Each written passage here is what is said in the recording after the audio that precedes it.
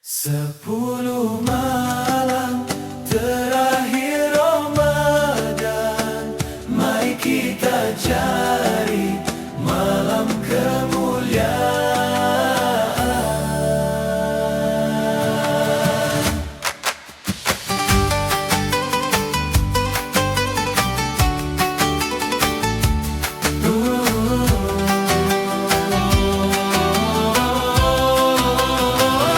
Ramadan hampir melabuhkan tirai, hati terasa sayu dan damai.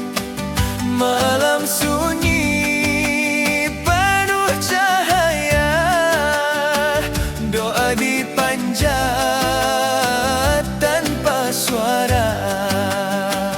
Tangan menada penuh harapan, ampunan Tuhan jadi impian.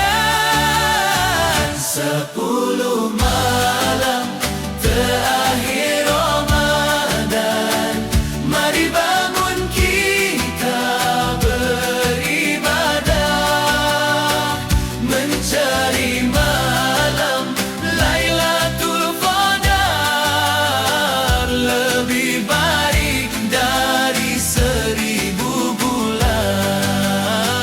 Ayo kawan, jangan terleka, zikir dan doa kita bersama. 10 malam jangan disia, rahmat Allah menanti kita.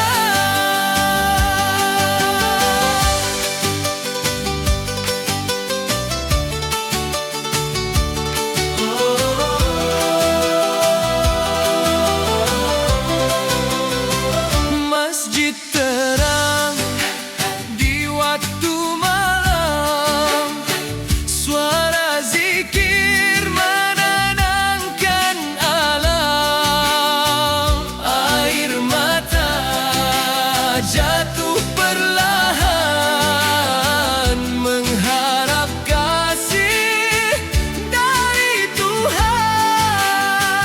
Jika malam ini malamnya turun rahmat tak terhingga, ampunkan dosa hamba-Mu yang lemah.